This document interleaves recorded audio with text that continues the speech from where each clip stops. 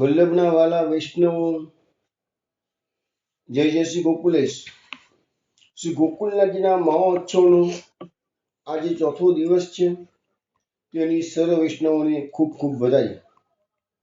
વૈષ્ણવ સત્સંગમાં સર્વપ્રથમ આપણે સૌંદર્ય પદ્મ શ્લોકનું ગાન કરીશું. સૌંદર્યમ નિજરદગતમ પ્રગટીતમ સ્ત્રીગૂઢભાવાત્મકમ ઊરૂપમ ચ પુનસ્તદંતર્ગતમ પ્રાવિવિશદ સ્વપ્રિયે સંશ્લિષ્ટાવુભયોર્બભૌ રસમયઃ કૃષ્ણો હિ તત્સાક્ષિકં રૂપં તત્રિતયાત્મકં પરમભિધેયં સદા વલ્લભં ધ્યેયં સદા વલ્લભમ. વૈષ્ણવ સત્સંગમાં ગયા અઠવાડિયે આપણે છેલ્લે જોયું કે શ્રી મહાપ્રભુજી વિદ્યાનગરથી દિગ્વિજય કરી યાત્રામાં આગળ વધારે છે. ત્યાં વંદરાવનથી આવેલા શ્રી બિલ્વ મંગલાચાર્યજી શ્રી વલ્લભને વિષ્ણુ સ્વામી સંપ્રદાયના આચાર્ય પદે બિરાજમાન કરી તેનું તિલક કરે છે. હવે આપણે આગળનો યાત્રામાં શું થયું છે વૃત્તાંત જોતા પહેલા મુંબઈથી વિશાખાબેન સંઘવીએ જે પદ વલ્લભનું ગાયું છે એના શબ્દો છે, મંદિરના દ્વારે મેં તો બાધા તોડ્યા. એ આપણે મંદિરના દ્વારે મેં તો મંદિરના દ્વારે મેં તો બાંધ્યા તોરણિયા. મંદિરના દ્વારે મેં તો બાંધ્યા તોરણિયા. કુમકુમના સાથિયા પુરાય રે સાહેલી આજે વધામણા. મંદિરના દ્વારે મેં તો બાંધ્યા તોરણિયા. મંદિરના દ્વારે મેં તો બાંધ્યા તોરણિયા. કુમકુમના સાથિયા પુરાય રે સાહેલી આજે વધામણા. સાહેલી આજે વધામણા.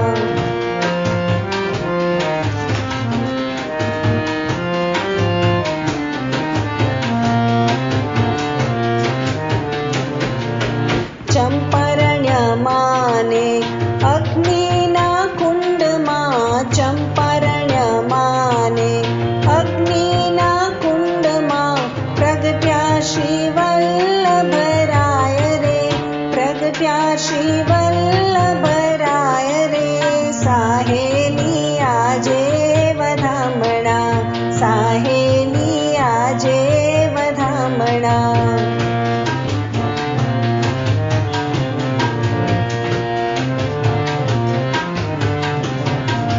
કદલીના સ્તંભ બની રોપ્યા છે દ્વારમાં. કદલીના સ્તંભ બની રોપ્યા છે દ્વારમાં. નોબતના નાદ સંભળાય રે.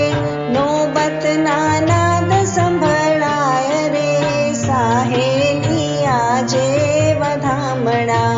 સાહેલી આજે વધામણા.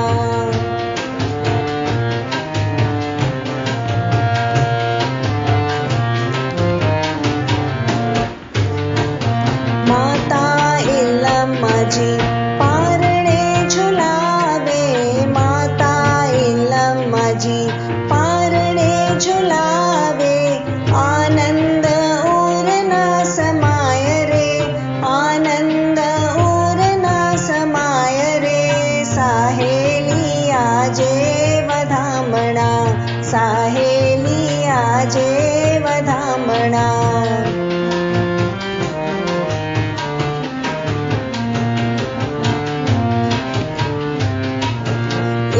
સુખ शोभा कहता न आवे ए सुख शोभा कहता न आवे रसिक प्रिया गुण गाय रे रसिक प्रिया गुण गाय रे साहेली આજે વધામણા સાહેલી આજે વધામણા મંદિરના દ્વાર મેં તો બાંધ્યા તોરણિયા મંદિરના દ્વાર મેં તો બાંધ્યા તોરણિયા કુમકુમના સાથિયા પુરાય રે સાહેલી આજે વધામણા સાહેલી આજે વધામણા સાહેલી આજે વધામણા વલ્લભાધીશ કી જય.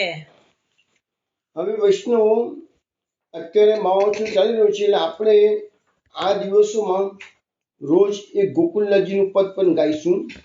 તો આજે આપણે કન્યા પ્રભુ દ્વારા જે રચિત ગોકુલનાથજીનું પદ છે એ શ્રવણ પહેલા કરીશું. એના શબ્દો છે ગોકુલનાથ પુકારું નિષદિન. શ્રી ગોકુલનાથ પુકારું નિષદિન ગોકુલનાથ પુકારું ગોકુલનાથ પુકારું નિષદિન ગોકુલનાથ પુકારું હા હા કૃપાનાથ સુનો અબ મેરી તન મન ધન સંગવારું ગોકુલનાથ પુકારું નિષદિન ગોકુલનાથ પુકારું અબ કી બેર ઉબારો મહાપ્રભુ સર્વસ્વ વારીડારું કામ ક્રોધ મદ લોભ મોહ સબ કૃપા કરો તો મારું ગોકુલનાથ પુકારું નિષદિન ગોકુલનાથ પુકારું વિઠ્ઠલ કે પ્રભુ વેગી બુલાવો વિઠ્ઠલ કે પ્રભુ વેગી બુલાવો શ્રીમુખ કમલ નિહારું ગોકુલનાથ પુકારું નિષદિન ગોકુલનાથ પુકારું ગોકુલનાથ પુકારું નિષદિન ગોકુલનાથ પુકારું.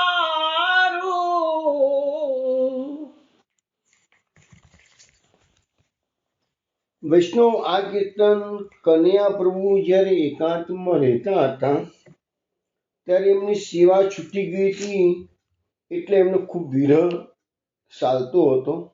તે વખતે વિરહની અવસ્થામાં આ પદ ગાયેલું છે. એવું કહે છે કે ગોકુલનાથ પુકારો નિષદિન ગોકુલનાથ પુકારો એકાંતમાં રહી ને હું નિત્ય સદંતર ગોકુલનાથજીનો જ પુકાર કર્યા કરું છું. હા હા કૃપાનાથ સુનો અબ મેરી તન મન ધન સંગ વારું. હે કૃપાનાથ મારી વિનંતી સાંભળો. હું તમારે બધું નોચાર કરી દઉં છું. મારું તન મન ધન બધું મેં તમને નોચાવર કરી દીધું છે. તમે તો કૃપાનો ભંડાર છો. મારી વિનંતી સાંભળો. હવે શું સાંભળે? અબ કી બેર ઉબારો મહાપ્રભુ સર્વસ્વ વારી દારૂ. આ અવસર છે મારું. મને અત્યારે તમે આ ઉગારો આમાંથી કે છે આ દુઃખના દરિયામાંથી વિરહના દાવાનળમાંથી મને ઉગારો કે છે. હું મારું સર્વસ્વ તમારા પર ઉછાવર કરી દઉં છું કે છે. કામ ક્રોધ મદ લોભ મોહ સબ કૃપા કરો તો મારું પ્રભુ. આ જીવના જે બધા દોષો છે, કામ છે, ક્રોધ છે, મદ લોભ ને મોહ, એ તમે કૃપા કરશો તો જ દૂર થશે. એ સિવાય ભગવાનની કૃપા વિના જીવનું સામર્થ્ય નથી કે આ જીવના દોષો દૂર થઈ શકે. વિઠ્ઠલ કે પ્રભુ વેગી બોલાવો. શ્રીમુખ કમલ નિહારું વિઠ્ઠલ એટલે કે અહીંયા કન્યા પ્રભુની છાપ વિઠ્ઠલની, જેમ જેટલા પદો બનાવે છે એ બધામાં શ્રી વિઠ્ઠલની છાપ છે. તો વિઠ્ઠલના પ્રભુ એટલે ગોકુળનાથજીને કહે છે કે મને જલ્દીથી બોલાવી લો કે છે, તમારા મુખ કમલના મને દર્શન તો આપો કે છે. તો આવું એક વિરહનું સુંદર પદ આપે શ્રવણ કર્યું વૈષ્ણવ. હવે આપણે સત્સંગમાં આગળ જઈએ છીએ. વૈષ્ણવ, મહાપ્રભુજી વિદ્યાનગરથી હવે આગળ યાત્રામાં પધારી રહ્યા છે. મહાપ્રભુજીનું પ્રાકટ્ય જ્યારે ચંપારણમાં થયું ચૈત્રવદી 11ના દિવસે, એ દિવસે ભૂતળ પર જે અદ્ભુત બનાવ બન્યા હતા એમાંની મેં વાતો કરેલી હતી. એમાં એક પ્રસંગ હતો કે વ્રજમંડળથી નજીકમાં ગંગાજીના કિનારે સોરમજી ઘાટ છે. એ સોરમજી જે ગામ છે જ્યાં ગોકુળનાથજી બિરાજ્યા હતા થોડોક સમય મારા તિલકના રક્ષણ માટે, એ સોરમજીમાં કૃષ્ણાસ્મેગન ગુરુજીને ત્યાં ભણવા ગયા હતા. અને ચૈત્રવદી 11ના પ્રાકટ્યના દિવસે જ કૃષ્ણદાસના જે ગુરુ હતા, શિક્ષા ગુરુ, એને ભગવત પ્રાદુર્ભાવ પૃથ્વી પર થયો છે એવું સમાધિમાં દેખાયું હતું. અને એ બધી વાતો મેં એ વખતે જ્યારે સત્સંગ આપણો ચાલતો હતો સ્ટાર્ટિંગમાં જ, તે વખતે આ વાત મેં કરેલી કે કયા કયા અદ્ભુત બનાવો બન્યા હતા. એમાંનું એક આ, પછી સિનાજીનું મુખારવીનું પ્રાકટ્ય થયું એ પણ વાત કરી હતી. પણ અત્યારે આપણે આ કૃષ્ણાસ્મેગનના ગુરુની વાત કરીએ. તો લખ્યું છે કે કેશવાનંદજી નામ હતું કૃષ્ણદાસમેગનના ગુરુનું નામ. અને જ્યારે આશ્રમમાં કૃષ્ણાસ્મેગન ભણવા ગયેલા અને આ બનાવ બન્યો ત્યારે કૃષ્ણાસ્મેગનની ઉંમર 10 વર્ષની હતી કે છે. હવે ગુરુએ પોતાની યોગ સમાધિ દ્વારા ભગવત પ્રાદુર્ભાવની હકીકત જાણી અને સમાધિમાંથી જાગૃત થયા પછી કૃષ્ણાસ્મેગનને કહ્યું કે ભાઈ આવો અનુભવ થયો છે કે આજે ભૂતળ પર ક્યાંક ભગવત પ્રાકટ્ય થયેલું છે. હવે આ નાનકડો છોકરો મેઘન તો 10 વર્ષનો, તો એના મનમાં ચટપટી લાગી કે ભગવાન ભૂતળ પર પધાર્યા હોય તો જલ્દીથી જલ્દી શોધી કાઢી અને એમના હું દર્શન કરું. અને આપણો માર્ગ કેવો છે? તાલાવેલીનો, ચટપટી લાગવી જ જોઈશે. એ આ માર્ગનું રહસ્ય છે. એટલે કૃષ્ણદાસ એકાંતમાં બેસીને વિચારે છે, અરે આ મારા પિતાશ્રી મને ગુરુજીના ઘરે શાસ્ત્રોનો અભ્યાસ કરવા મૂક્યો છે, પણ આ સર્વ શાસ્ત્રોનો અભ્યાસ તો અલ્ટિમેટલી તો પ્રભુને સમજવા અને મેળવવા માટે જ છે. પણ જો એ પરમાત્મા ભૂતળ પ્રગટ થઈ જ ગયેલા હોય તો બધા શાસ્ત્રોના અભ્યાસની શું જરૂર છે?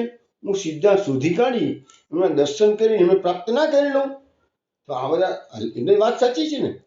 આજે આપણે જે કંઈ બી સેવા કરીએ છીએ, ગ્રંથોનો અભ્યાસ કરીએ છીએ, જે કોઈ પણ સાધન નાનું મોટું કરતા હોય એ બધાનો આશય તો એક જ છે, પ્રભુ પ્રાપ્તિ.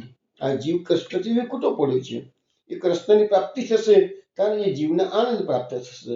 આનંદથી તિરોજ થઈ ગયેલું છે, તો એને જ વિચાર્યું છે. એટલે કૃષ્ણાસ્મેગને પોતાના ગુરુદેવને વિનંતી કરી કે ગુરુદેવ, આ ભગવાનના જે સ્વરૂપની પ્રકટ થવાની વાત કરો છો તો તમે મને આજ્ઞા આપો ને કે હું જેને શોધી કાઢું કે ભગવત પ્રાદુર્ભાવ ક્યાં થયો છે. તો ગુરુજીએ કીધું, બેટા, તારા પિતાએ તને વિદ્યાભ્યાસ કરવા માટે મને સોંપ્યો છે કે છે, એટલે તારાથી વિદ્યાભ્યાસ પૂરો ન થાય ત્યાં સુધી અહીંથી જવાની આજ્ઞા હું તને આપી શકું તેમ નથી.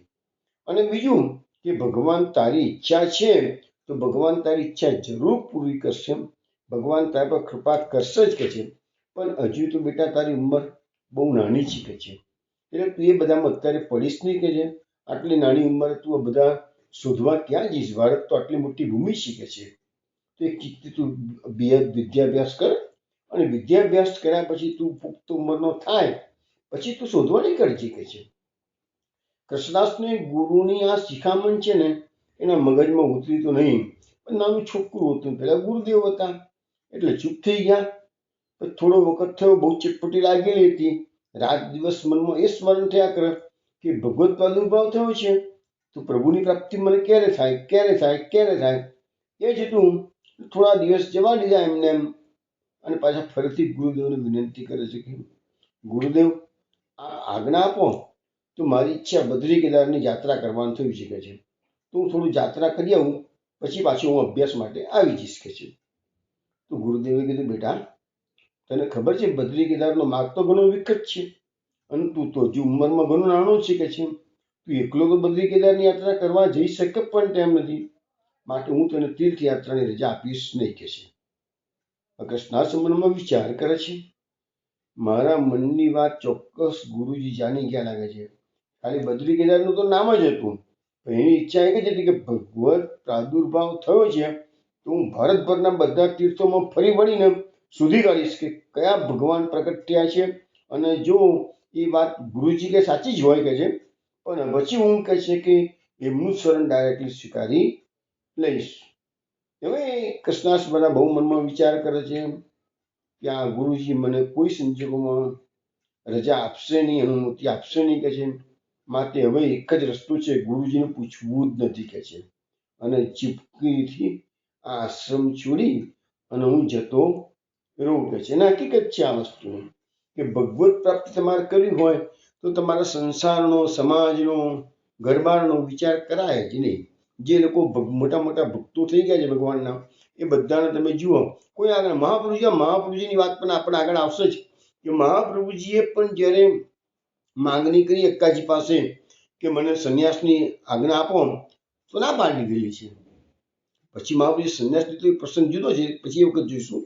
પણ આજ્ઞા તો કોઈ ઘરવાળા પોતાના કુટુંબના સભ્યને ક્યારે એવી આજ્ઞા આપે નહીં. બધા ઘણા મોટા મોટા ભક્તોના ચરિત્રો છે, તો આ જ વાત આવશે બધી જગ્યાએ.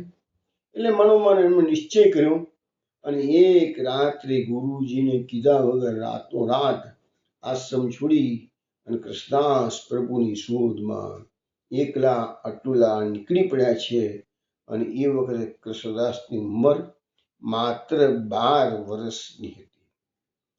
હવે એને વિચાર કરે છે કૃષ્ણદાસ વેગન કે પ્રભુનું પ્રાકટ્ય થઈ 2 વર્ષ તો થઈ ગયા છે. એ વાતના તો 2 વર્ષ પહેલાની વાત હતી, એ વખતે 10 વર્ષની ઉંમર હતી. આશ્રમ છોડતાની ઉંમર 12 વર્ષની થઈ ગઈ છે. એટલે એમને જોયું કે અત્યારે પ્રભુનું પ્રાકટ્ય થયું છે, એટલે પ્રભુ 2 વર્ષની ઉંમરના હશે કે છે. એટલે જે નાના બાળકો તીર્થોમાં હવે એમને ફરવાનું ચાલુ કર્યું છે, એ બાળી તીર્થયાત્રા પણ થશે. અને જે નાના બાળકો દેખાય ત્યાં એને દેખાય છે કે ભગવાનના જેવો અવતાર તો આતો નથી. પણ જુઓ હવે કેવું છે કે શોધવા નીકળ્યા છે ભગવત પ્રાદુર્ભાવ થયો હોય એ અવતારના. મનમાં રટન ચાલે છે ભગવત પ્રાદુર્ભાવનું, એટલે એમને ખાવા પીવાનું પણ ઠેકાણું ના આવે. એમને ઊંઘવાનું, પહેરવાનું, ઓઢવાનું, સુવાનું કોઈ ચિંતા નહીં. એક જ વાત છે પ્રભુને શોધવા. જો આ ગોપીજનોનો માર્ગ આવ્યો, વારંવાર સમજાવું વૈષ્ણવ. ગોપીજનો કેવું હતું, રાત દિવસ એક લગ્ન લાગેલી કે સખે દર્શય સન્નિધિમ, એ પ્રભુ પ્રગટ થાઓ, મને દર્શન આપો. તો આ પુષ્ટિ માર્ગનો બેઝિક સિદ્ધાંત આ છે કે આ પ્રભુને શોધવા માટે તમારી તાલાવેલી જોઈશે. એટલે એમને આ બધા 2 વર્ષના જે છોકરાઓ તીર્થોમાં હોય ત્યાં જઈને એના મુખારવિંદ સામે જોયા કરે, ગામે ગામ ફરતા રહે. પણ મોસ્ટલી એવું માની લીધેલું કે પ્રભુનું પ્રાકટ્ય થયું હોય એટલે તીર્થોમાં તો ઉત્તમ જગ્યાએ હોય, પ્રભુ ગમે તેવી જગ્યામાં તો રહે નહીં કે છે. એટલે તીર્થયાત્રા કરતા કરતા આગળ વધે, જેને તેને પૂછ્યા કરે છે.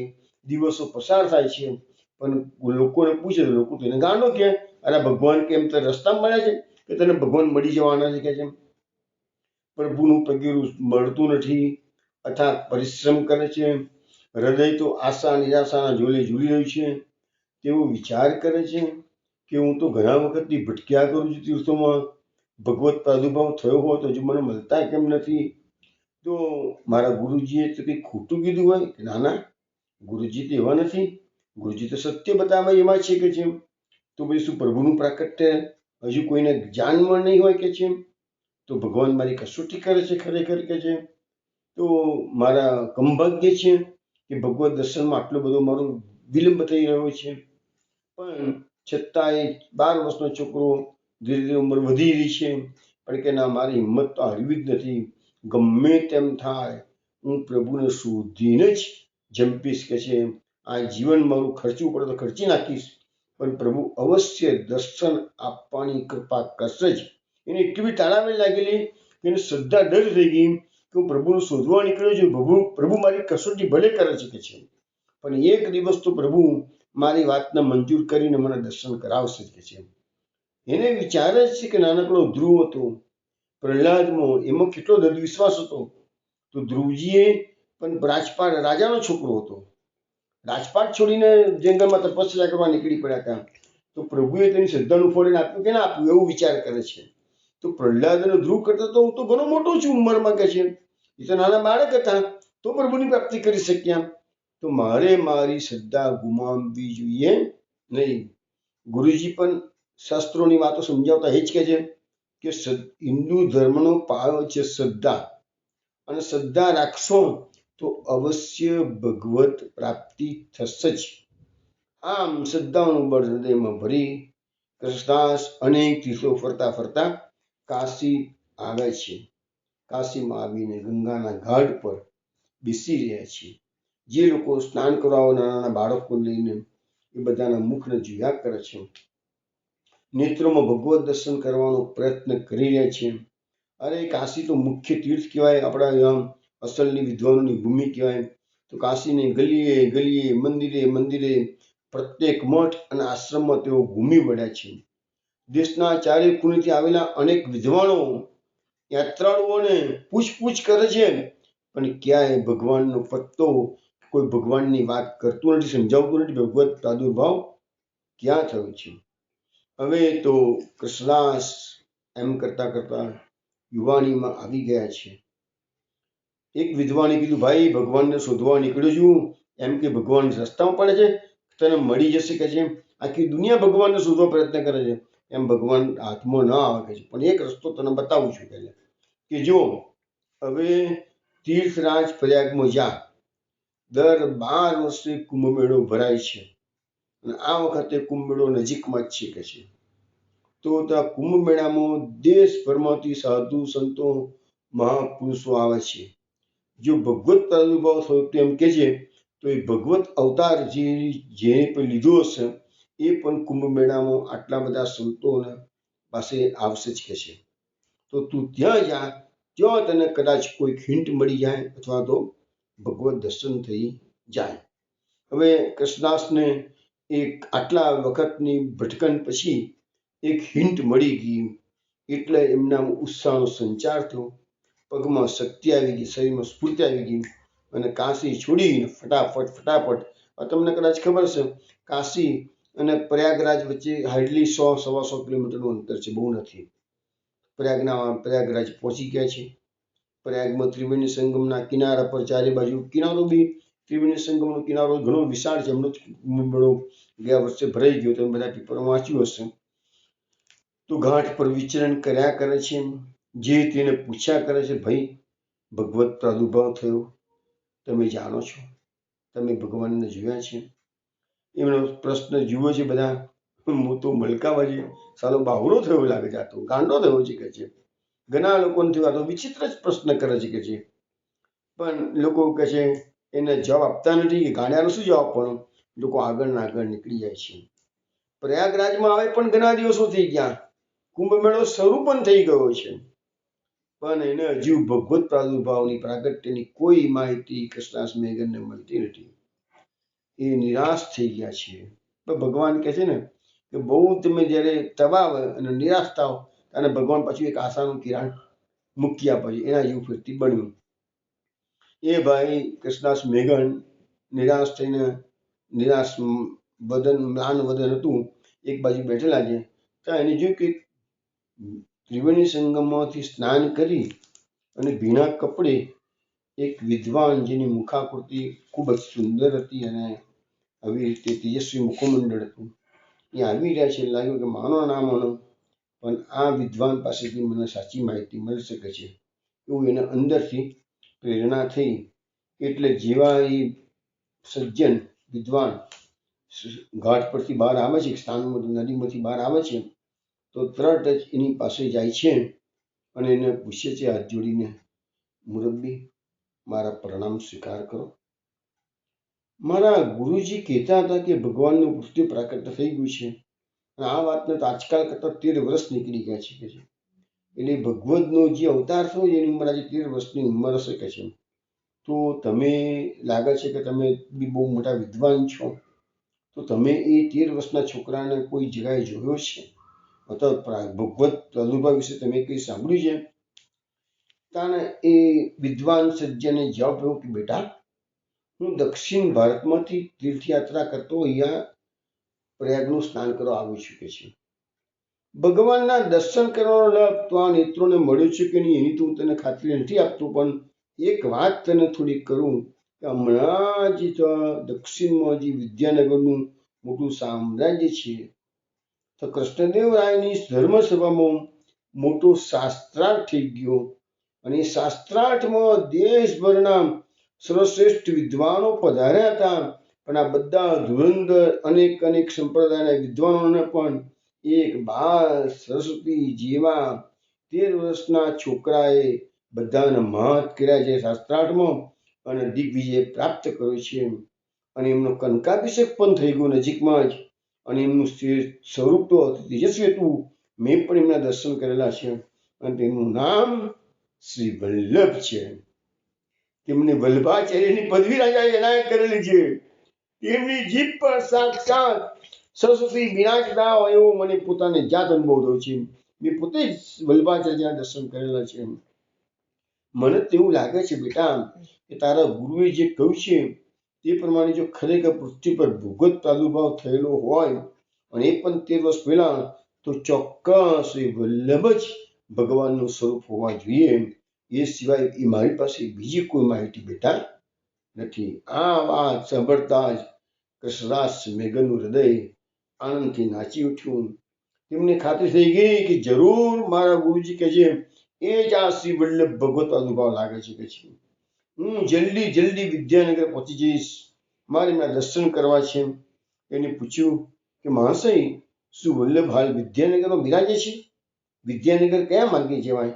મને કંઈ રસ્તો ખબર નથી. ત્યાં જતાં કેટલો સમય લાગે? તો વલ્લભ ત્યાંથી આગળ પધારવાના છે કે ત્યાં બિરાજવાના છે એ બધું તમે કંઈ જાણો છો? હવે કૃષ્ણદાસ મેઘા તો ઉપરી એટલી બધી તાલાવેલી લાગેલી કે ઉપરી પ્રશ્નો પૂછી કાઢ્યા. પછી પેલા મહાશય સમજી ગયા વિદ્વાન કે છોકરાને બરાબરની તાલાવેલી લાગેલી છે કે છે. બેટા, તારી આરજુ હું સમજી ચૂકું છું. તારી તડપણ પ્રભુ માટેની જે છે એ યોગ્ય છે કે છે. ભગવાનના ભક્તો આવા તડપતા જ હોય અને ભગવાનના આવા તડપતા ભક્તો વધારે વાલા લાગે છે કે છે. બેટા, વિદ્યાનગર જતા તો ઘણો સમય લાગશે કે છે, પણ સીધો રાજમાર્ગ તું પકડ, વિદ્યાનગર દિશામાં તને સીધો લઈ જઈ શકે છે. તું આડો ફંટાઈશ નહીં, જે રાજમાર્ગ છે રાજમાર્ગ પર જાય છે. અને અમને એવું મેસેજ કે જે હું ત્યાંથી આવ્યો છું, પણ મને એવું ખ્યાલ છે કે સારો સમય વિદ્યાનગરમાં રોકાવાના છે રાજાના આગ્રહથી કે છે. અને પછી એ દક્ષિણ ભારતની યાત્રા કરવા જવાના છે એવું મને જાણવા મળેલું છે કે છે. તો તું જલ્દી વિદ્યાનગર પહોંચી જા, કદાચ તને વિદ્યાનગરમાં એના દર્શન થઈ પણ જાય. કૃષ્ણદાસ તો બસ હિંટ મળી ગઈ. કોઈની પણ રાહ જોયા વગર પૂછતા. એ જમાનામાં વિદ્યાનગર તો ભારતભરમાં બહુ સમૃદ્ધ રાજ્ય હતું, એટલે એની માહિતી એને લોકો આપી શકે એમ હતા, એટલે વાંધો ના આવે એમને શોધવામાં. અને વિદ્યાનગર પહોંચવામાં રાત દિવસ જોયા વગર ચાલ કરે છે. તકલીફો જોતા નથી, ખાવા પીવાનું ઠેકાણું પડતું નથી, ઊંઘની ચિંતા કરતા નથી. જેટલું બને એટલું જલ્દી ભગવત દર્શન થઈ જાય એવી તાલાવેલી લાગી છે.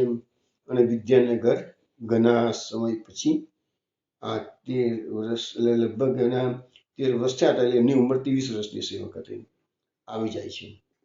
તપાસ કરતા સમાચાર મળ્યા કે ભાઈ આ વિદ્યાનગરથી તો વલ્લભ આગળ પધારી ગયા છે અને જો ગઈકાલે જ એમને વિદ્યાનગર છોડ્યું છે. એક દિવસ વહેલા આવી ગયા હોત તો મેઘનનો ભેટો દર્શન થઈ ગયા હોત કે છે.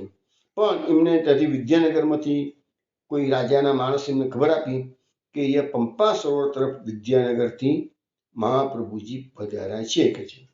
અને એ એકલા નથી, જોડે એમનો રસાલો છે. એને આરામથી એમની તેજસ્વી મુખામૂર્તિ જોઈ તું આરામથી સમજી શકીશ. અને એમના માણસો, એમના જે સેવકો છે એમની છડી પોકારી રહ્યા છે ગામે ગામ, એટલે તને શોધવામાં વાર નહીં લાગે.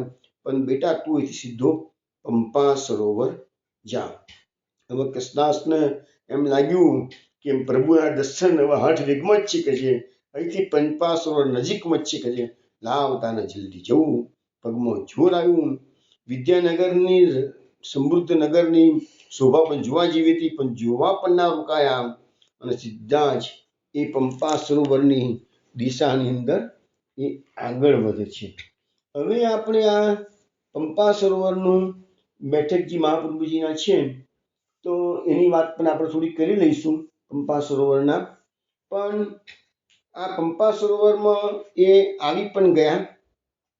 રળિયામણો વન પ્રદેશ છે અને અહીંયા વનના મધ્યમાં સુંદર મજાના પથ્થરના ઘર પર બાંધેલું પંપા સરોવર પણ જોયું. શીતળ સુખદાયક વાતાવરણ છે. ત્યાં ફરતા ફરતા તેમને એક વેગુર મોટો વડનો વૃક્ષ જોયો અને જોયું કે હા, કોઈ દિવ્ય મહાપુરુષ એ વૃક્ષ નીચે બિરાજમાન છે. એ તરફ એ દોટ મૂકે છે. હવે આ જે પંપા સરોવર છે એની થોડીક માહિતી આપું તો એમાં એવું સમજાવવામાં આવે છે કે આ વિદ્યાનગર જ્યાં શાસ્ત્રાર્થ થયો, દિગ્વિજય થયો, ત્યાંથી પંપા સરોવર લગભગ 50 કિલોમીટર દૂર આવેલું હતું. આ પંપા સરોવરની પાસે રામાયણના સમયમાં કિષ્કિંધા નગરી આવેલી હતી કે છે, જે આપણે સુગ્રીની વાત સાંભળી છે ને. રાવણ જ્યારે સીતાનું હરણ કરીને લઈ જતો હતો ત્યારે અહીં જ તેને જટાયુ સાથે યુદ્ધ થયેલું. અને આપણે હમ્પીની વાત ઘણી વખત કરી ગયા અઠવાડિયે, એ હમ્પીથી 50 કિલોમીટર દૂર આવેલા આ પંપા સરોવરે મોટર માર્ગે અત્યારે પણ મોટર માર્ગે જઈ શકાય છે કે છે. આ સ્થાન ખૂબ રમણીય છે. સરોવરની ચારે બાજુ સુંદર વનરાજી આવેલી છે અને નાના નાના દિવાલયો પણ છે. પણ આ સ્થળે અત્યારે કોઈ વસ્તી નથી, એટલે ઉતરવાની જેને જોવું હોય બેઠક જે પ્રકટ પણ નથી. મહાપ્રભુજીની તો બેઠક છે પણ પ્રકટ નથી કે છે. આપણે 84 બેઠકમાં એનું નામ આવે જ છે કે છે. પણ કિષ્કિંધા નગરી પાર કરીને ઉપર જાઓ અને એનું મેઇન વસ્તુ જે છે કિષ્કિંધા નગરીનું, આ પંપા સરોવરનું, એ સબરીનો આશ્રમ છે અને આશ્રમમાં સાધુ સંતો રહે છે કે છે. હવે એ કિષ્કિંધા નગરીની પાસે આ જે પંપા સરોવર તો એ જમાનામાં પણ હતું, સબરીના સમયમાં પણ હતું અને મહાપ્રભુજીના સમયમાં પણ હતું અને આજે પણ છે. પણ મહાપ્રભુજીની બેઠક ક્યાં છે એ હજુ કોઈ કહી શકતું નથી, કારણ કે મહાપ્રભુજીએ તો 3 દિવસ રોકાઈ અને પારાયણ કર્યું છે એ વાત છે. અને એમ પણ લખે છે કે મહાપ્રભુજી ત્યાં રાત્રિના સમયમાં, એટલે સાંજના પછીના સમયમાં મહાપ્રભુજી રામાયણની કથા કહેતા હતા અને પોતાના સેવકોને અહીંયા જે સબરીના દર્શન આપવા માટે રામચંદ્રજી પધાર્યા હતા એ પ્રસંગ અહીંયા મહાપ્રભુજીએ પોતાના સેવકોને સમજાવ્યો છે કે છે. એ બધી વાતો બેઠક ચરિત્રમાં લખેલી છે કે છે. એટલે લખ્યું છે કે 3 દિવસ રોકાયા છે મહાપ્રભુજી, પારાયણ કર્યું છે અને ત્યાં જ કૃષ્ણદાસ અચિંતા આવી ગયા છે. ભગવત કૃપાથી સાક્ષાત પૂર્ણ પુરુષોત્તમ સ્વરૂપે મહાપુરુષજીએ પોતાના સેવકને દર્શન આપે છે.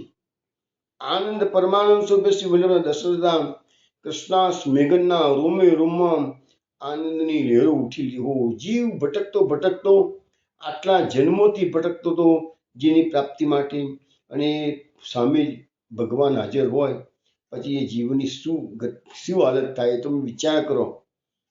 તેમણે સાષ્ટાંગ દંડવત પ્રણામ કર્યા. નેત્રમાંથી હર્ષના આંસુઓ ચાલ્યા જતા હતા. આનંદ ન જીરવાતા કંઠ રૂંધાઈ ગયો. શું બોલવું એની કઈ ખબર પડી નહીં, હોઠ સિવાઈ ગયા. તેથી હાથ જોડીને શ્રી વલ્લભના સ્વરૂપાનંદના લાવણ્યામૃતનું પાન કરતા કરતા અનિમેષ નયને ઉભા રહ્યા. શ્રી વલ્લભની સામે આવી ગયા છે. શું બોલવું કઈ સમજાતું નથી, પણ એટલી અનુભૂતિ થઈ ગઈ કે મારા ગુરુજી જે ભગવત પ્રાદુર્ભાવની વાત કરતા હતા એ જ આ શ્રી વલ્લભ છે. અને વલ્લભ નામ છે એ બી એમને ખબર નથી ગુરુજીને. એ વલ્લભ નામ એમને મળ્યું છે પેલા વિદ્વાને જે આપ્યું તો ગાડી ત્રિવેણી સંગમ પર, એ અને વિદ્યાનગરથી 2 જગ્યાથી એને વલ્લભ નામ જાણવા મળ્યું. એટલે ખબર પડી કે આ મહાપુરુષનું નામ શ્રી વલ્લભાચાર્યજી છે. શ્રી વલ્લભાચાર્યજીએ કૃષ્ણદાસને પોતાની સન્મુખ ઉભા રહેલા જોયા. પોતાના અંતરંગ જીવને મહાપ્રભુજી ઓળખી ગયા. જે શ્રીમદ ભાગવતનું પારાયણ એક પદ માટે તો અટકાવી દીધું અને મહાપ્રભુજીએ એ વખતે લખે છે કે સબરીના ઉપર જ રામચંદ્રજી પર જેનું ઘર કર્યો હતો એ પ્રસંગનું જ વર્ણન ચાલતું હતું જ. અને ત્યાં જ એમની આ મેઘન પધાર્યા છે. સસ્મિત મંદને મહાપ્રભુજી આજ્ઞા કરી, કૃષ્ણાસ તું આવ્યો, ત્યારે ઘણા સમયથી રાહ જોતો હતો કે છે. કૃષ્ણાસ મેઘની કૃપાનાથ, આપની કૃપાથી આપને શોધતો ભટકતો છેવટે આપના ચરણારવિંદમાં આવી ગયો છું કે છે. બસ મારા જીવનનો મતલબ પૂર્ણ થયો છે. મારા ગુરુદેવની વાત સાચી પડી છે. આજે મારા હૃદયની પ્રતીતિ થઈ ગઈ છે. આપ કોઈ લૌકિક મનુષ્ય નથી. આપ તો મનુષ્ય કૃતિ રૂપે સાક્ષાત પૂર્ણ પુરુષોત્તમ જ બિરાજી રહ્યા છો કે છે. આપ પરમાનંદ સ્વરૂપ છો. આપનું શ્રીઅંગ ભલે પ્રાકૃત મનુષ્ય જેવું દેખાતું હોય, પરંતુ આપણા રોમે રોમમાં મને તો અલૌકિક રસઘન સ્વરૂપના દર્શન થાય છે. આપના દર્શન કરી મારો વિરોધતાપ સમિત થયો છે. આપ કૃપા કરી આ અનાથને સનાથ કરો. સદાય આપની છત્રછાયામાં રાખો અને આપની સેવા અને દર્શનનું સદાચાર મને સુખ આપવું. આ જગા છે જ્યાં થોડી વાર પહેલા કહ્યું એટલે અહીંયા સબરીના એઠા બોર રામચંદ્રજી ખાધા હતા. તો અહીંયા આપણા સુરદાસજી જે પદ ગાયું છે કે સમય છે ઊંચી પ્રેમ શકાય, એમાં પણ કીધેલું છે જૂઠે ફલ સબરી કે ખાય. અને એ જ આ વાત અહીંયા આપણને મહાપુરુષજી સમજાવી રહ્યા હતા કે છે. અને મહાપુરુષજી પુરુષોત્તમ સહસ્ત્રનામો આના પરથી નામ મૂક્યું છે સબરી પૂજિતો. એ વાત પણ અહીંયા આપણને સમજાવવામાં આવેલી છે કે છે. તો આ પુષ્ટિ પ્રકાર છે કે ભાઈ આમ તો આપણાથી એટલું કોઈને ઠાકોરજીને ન ધરાવાય, પણ પ્રેમની અંદર પ્રેમ એટલો બધો સબરીનો હતો કે એને ખ્યાલ ના રહ્યો. અમે એ તો પેલી જાતિની હતી, શુદ્ર જાતિની સ્ત્રી હતી. ભગવાન શુદ્ર કે બ્રાહ્મણ એને કશું જોતા નથી. આ માર્ગ માત્ર અને માત્ર પ્રેમનો છે. હવે આપણે કેટલાક પુસ્તકમાં એવો ઉલ્લેખ પણ જોવા મળે છે કે આ કૃષ્ણાસ મેઘન જે મહાપ્રભુજીના શરણે આવ્યા હતા એ અહીંયા પંપા સરોવર નહીં, પરંતુ તુંગભદ્રા નદી ઉતરી આગળ જતા શુકર ક્ષેત્ર આવે છે અને ત્યાં મેઘન મહાપ્રભુજીને શરણે આવ્યા હતા. એવું કેટલાક પુસ્તકોમાં ઉલ્લેખ છે. મોટા ભાગના પુસ્તકોમાં પંપા સરોવરનો ઉલ્લેખ છે અને પંપા સરોવરની બેઠક પણ આપણા બેઠક ચરિત્રમાં આપણે લઈએ છીએ. હવે કૃષ્ણાસ મેઘને મહાપ્રભુજીને વિનંતી કરી એટલે શ્રી વલ્લભે શ્રી કૃષ્ણાસ મેઘનને તરત જ અષ્ટાક્ષર મંત્રની દીક્ષા આપી છે, તુલસી માળા આપી છે, સેવક કરે છે. હર્ષાણીજીને બોલાવીને આજ્ઞા કરી કે દમલા આ કૃષ્ણાસ આવ્યો છે, હવે આપણી સાથે સદાય રહેવાનું છે અને જેને જરૂરી સેવા કરી એને પણ બતાવતા રહેજો અને એનું ધ્યાન રાખજો. આપે કૃષ્ણાસને આજ્ઞા કરી, કૃષ્ણાસ સેવા કરવી છે ને, હમણાં રસોઈ સિદ્ધ થશે ઠાકોરજી માટે, તો તું પ્રભુને ભોગ ધરવા માટે પાતળો નથી. તું આ વન પ્રદેશમાં ખાખરાના વૃક્ષના લીલા પાન, સ્ટાર્ટિંગમાં એને સેવા બતાવી દીધી કઈ સેવા તારે કરવાની છે. ભક્ત તો હંમેશા પ્રભુની આજ્ઞા શિરોધાર્ય કરીને જે સેવા બતાવે એ સેવા પોતાનું ભાગ્ય માનીને કરી દે. તો વૃક્ષના લીલા પાન તું વનમાં જઈને લઈ આવ અને તેની પાતળ બનાવીને અહીંયા હમણાં આપી દે, સિદ્ધ કર. ત્યાં સુધી કે મહાપ્રભુજી કીધું ત્યાં સુધી હું પારાયણ પૂરું કરી દઉં છું. દામોદર હસાણી એ બધા રસોઈમાં હતા, આ પાતળ લેવા ગયા, મહાપ્રભુજી પારાયણ કરતા હતા. કૃષ્ણદાસ પોતાનું અહોભાગ્ય માન્યું, હું હજુ હમણાં આવ્યો છું અને ત્યાં જ મને સેવા આપી છે કે મારું મહાભાગ્ય છે કે વન પ્રદેશની અંદર ભીતરમાં એની શુભા જતા જતા ખાખરાના વૃક્ષની શોધમાં આગળ આગળ જાય છે અને થોડે દૂર ગયા પછી ખાખરાના વૃક્ષોના ઝુંડે ઝુંડ જોયા. લીલા સુંદર મોટા પાન મેઘન તોડે છે, તેની પાતળો બનાવે છે, પાછા લઈને આવે છે. પણ ત્યાં એમને એક અદ્ભુત દ્રશ્ય જોયું. એક વૃક્ષની નીચે એમને જીવનના છેલ્લા શ્વાસ લેતું એક વૃદ્ધ પક્ષી મરણતુલ હાલતમાં પડેલું જોયું. એ વૃદ્ધ પક્ષીનો મૃત્યુ સમયનો તડપડાટ જોયો.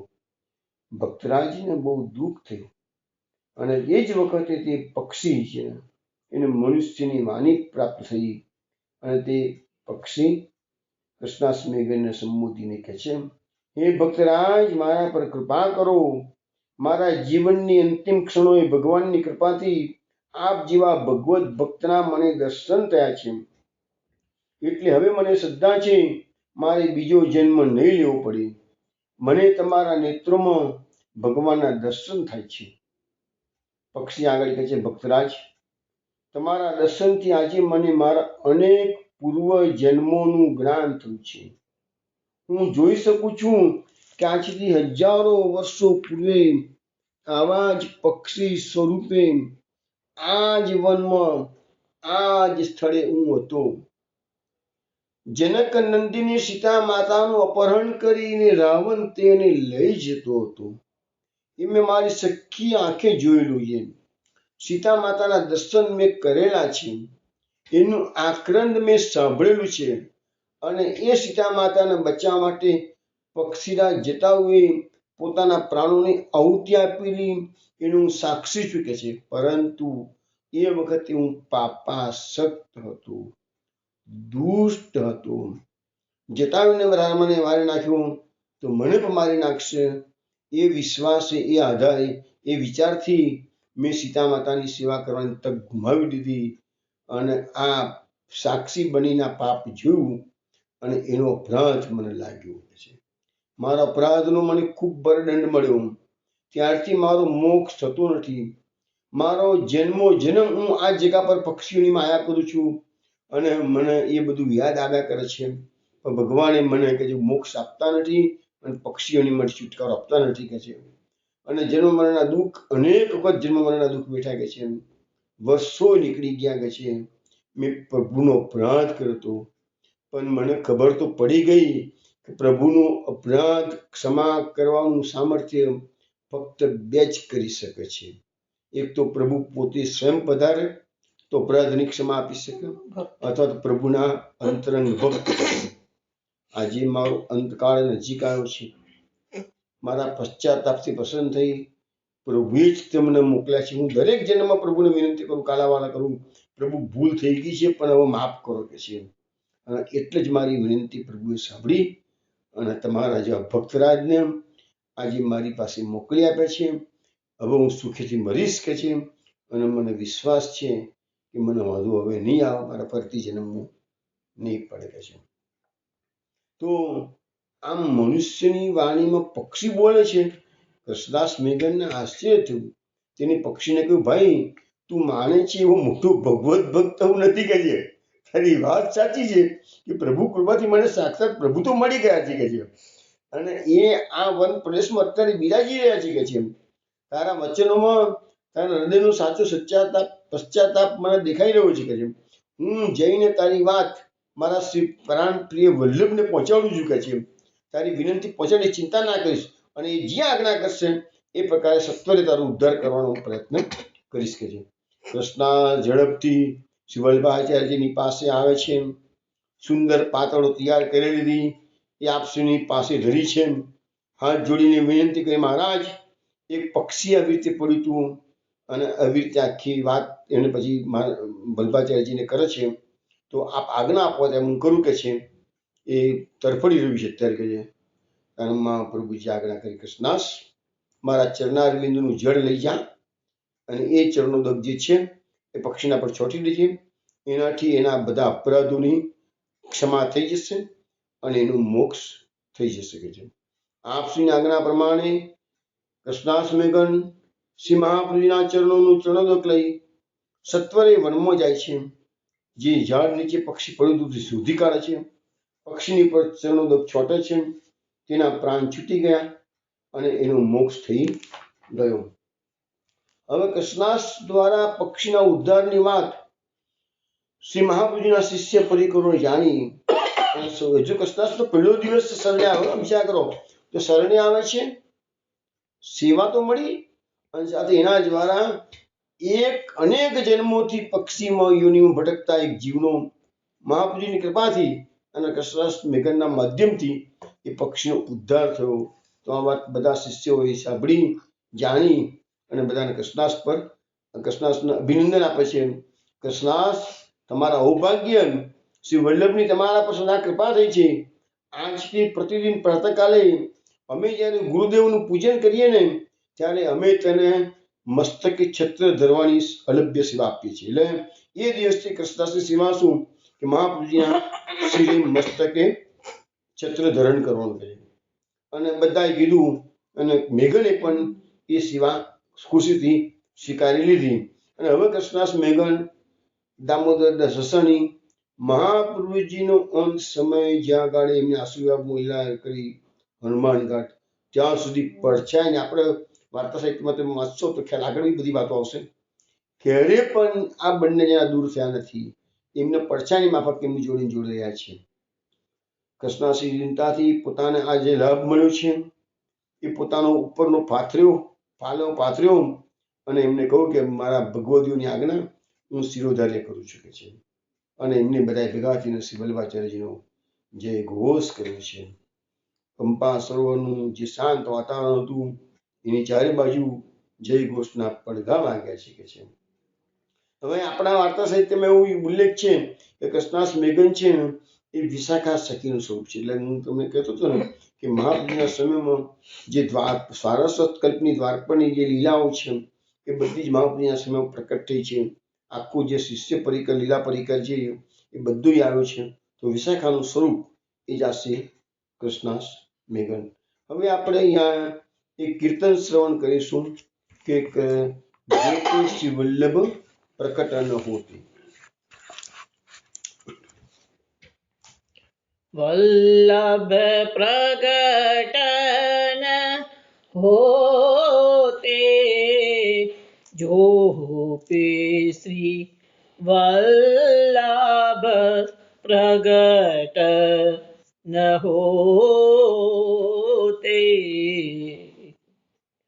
वल्लभ प्रकटन होते जो पे श्री वल्लभ प्रकट न होते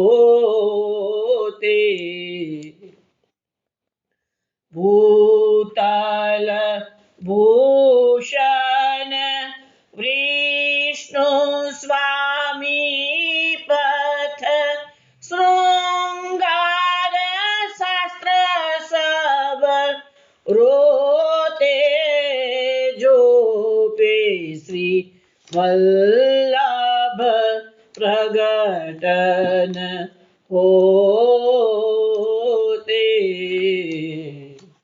प्रेम स्वरूप प्रकट पुरुषोत्तम बिन पाए कैसे जीते सेवा काज लाल गिरिधर की कुसुम दास कैसे पोते जो पे श्री वल्लभ प्रकटन होते कर आसरू रहे जे निज जन ते भव पार क्यों होते सगुण दास सिद्धांत विनाय सगुण दास सिद्धांत विनाय उर कपाट क्यों खोते जो पे श्री वल्लभ प्रकटन होते वल्लभ प्रकटन होते जो पे श्री वल्लभ प्रकटन होते वल्लभ प्रकटन होते.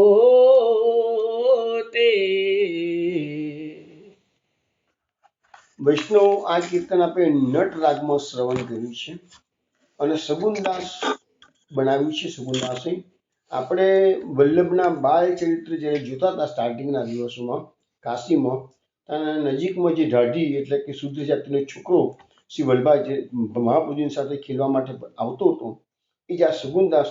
અને એ વખતે બી આપણે 3-4 કીર્તનો શ્રવણ કર્યા હતા. તે સગુણદાસના પણ બહુ સુંદર, કે સગુણદાસ તો એ વખતે બાલવયના હતા જ્યારે આ બધા કીર્તનો. પછી મહાપ્રભુજી કાશીથી નીકળી ગયા, પછીની વાતમાં સગુણદાસની વાત આવતી નથી, પણ બાલવયમાં જ એમની બધી વાતો આવે છે.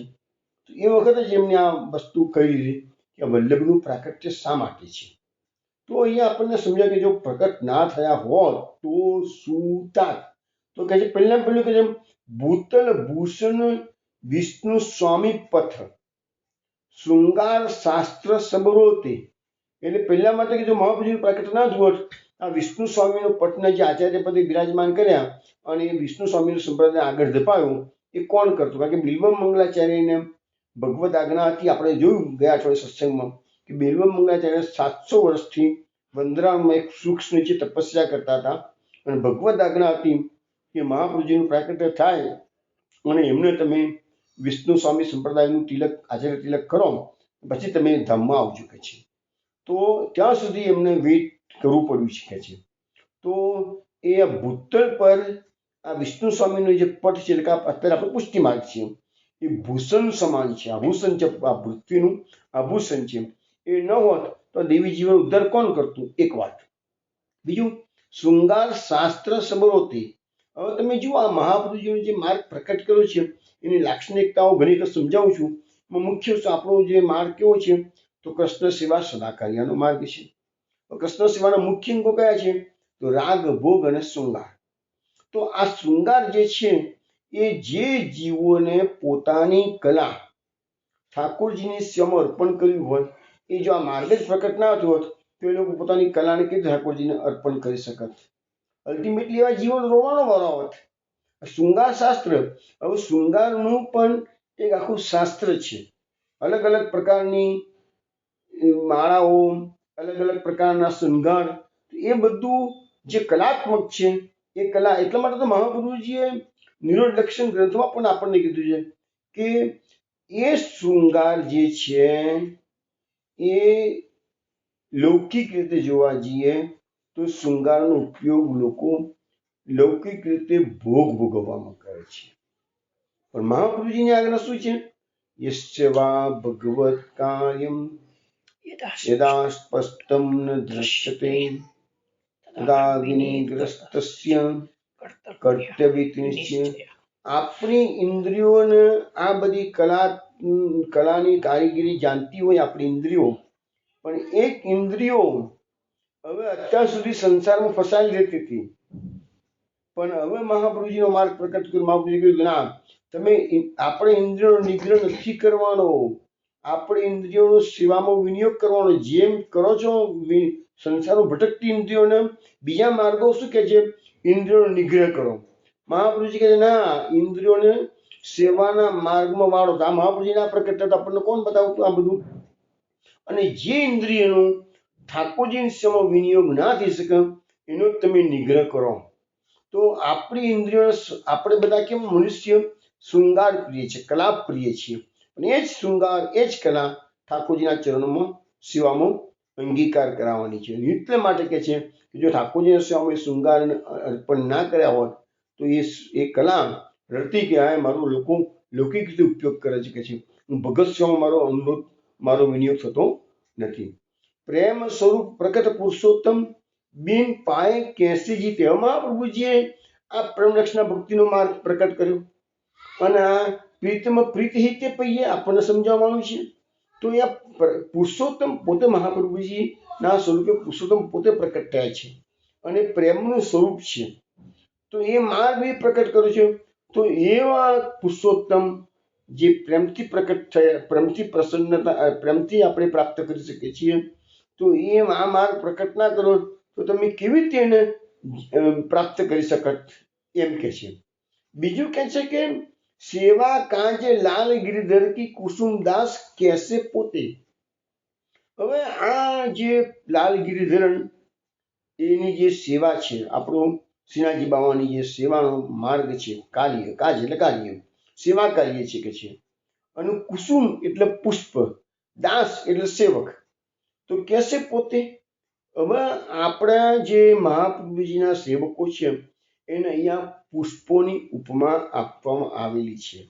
અને એ પુષ્પો ગિરધરલાલ એટલે કે આપણા શ્રીનાથજી બાબા એની સેવાની અંદર એ પુષ્પો અર્પણ કરવાના છે.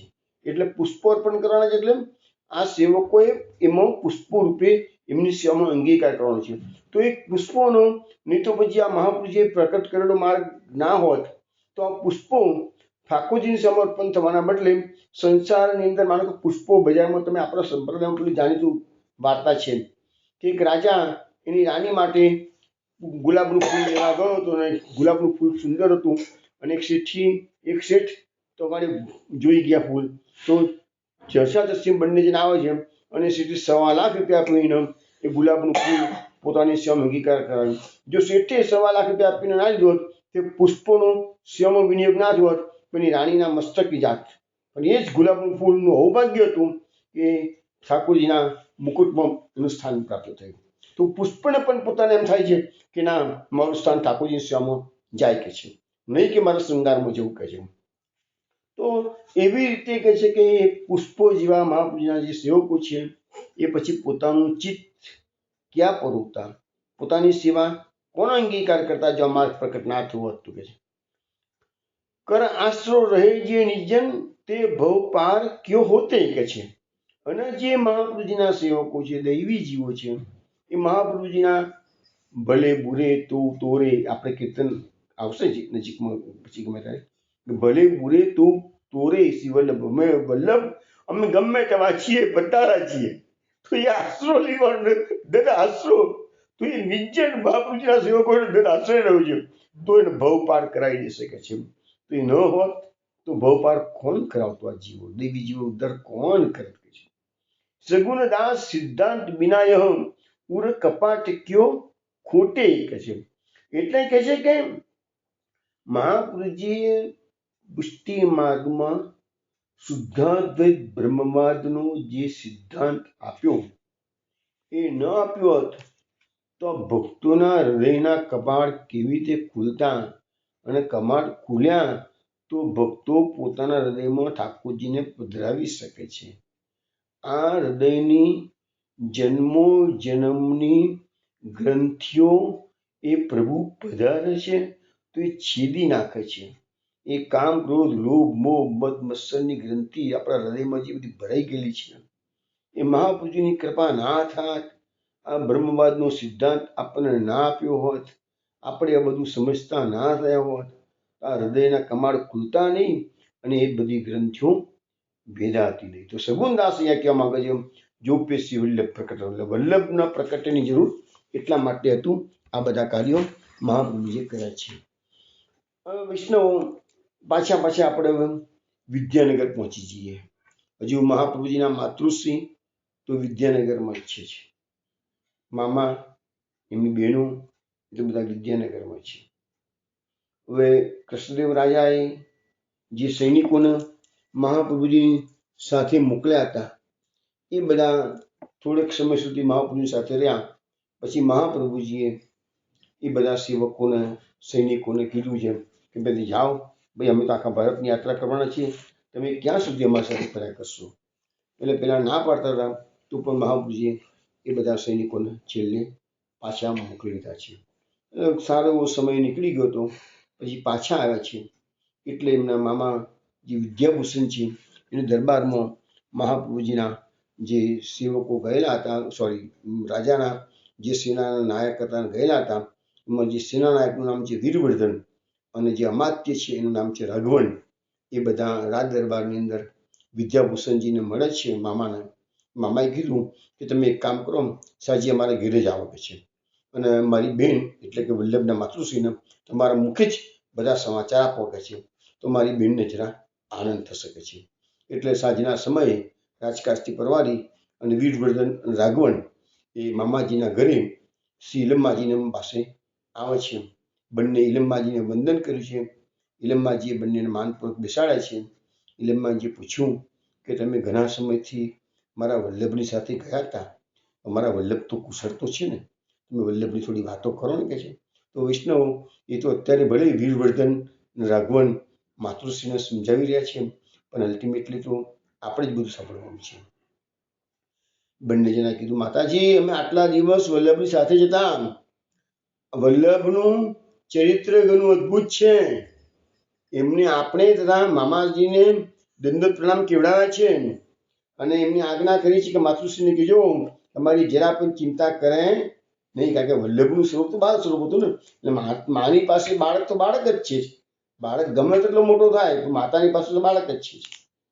ભાઈ ભગવાનની, માતાજીએ કીધું ભાઈ ભગવાનની કૃપા છે, ભગવાને તેમને મોકલ્યા છે, તો મારું હૃદય છે એટલે કે વલ્લભની મને ચિંતા થાય છે.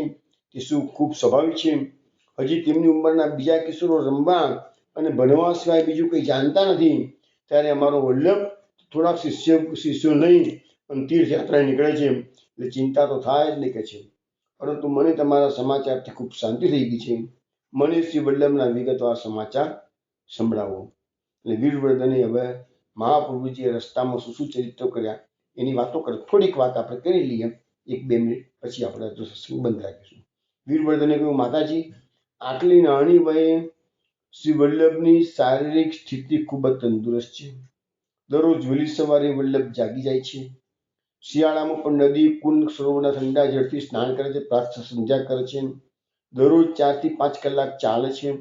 બપોર થતાં મુકામ કરે છે, સ્નાન કરે છે, રસોઈ કરે છે, સેવા કરે છે, મધ્યાહન સંધ્યા કરે છે. એ વખતે આજુબાજુના ગામોમાંથી વિદ્વાનો આવે છે, શાસ્ત્ર ચર્ચા કરે છે. બપોર થતાં ફરીથી 4 થી 5 કલાક ચાલે છે અને રાત થતાં મુકામ કરે છે.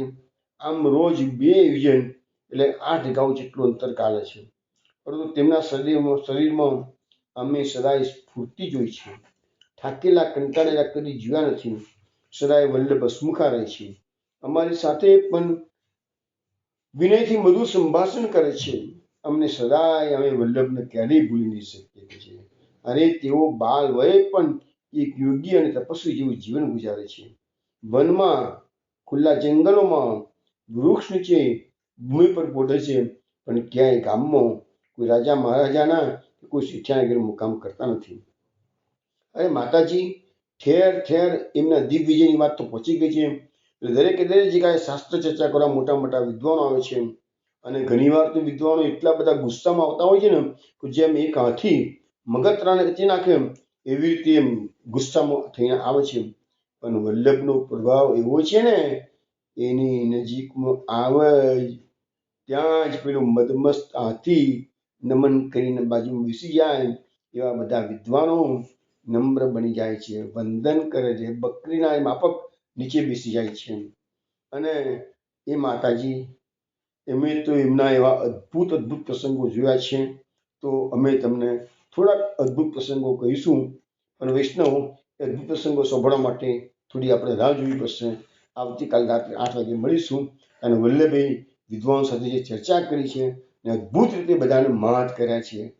અને દિગ્વિજય પ્રાપ્ત કર્યા પછી પણ એ વિદ્વાનો એ જો શાસ્ત્રાર્થ કરવા આવે છે ત્યારે શું શું અનુભવ થાય છે એ બધી વાતો કાલ રાત્રે 8 વાગે આપણે મળીશું, ત્યારે કરીશું.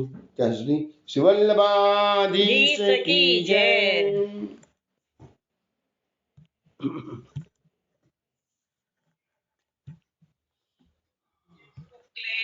જય જય શ્રી ગોખલેશ, જય જય શ્રી ગોખલેશ, જય જય શ્રી જય જય શ્રી ગોખલેશ.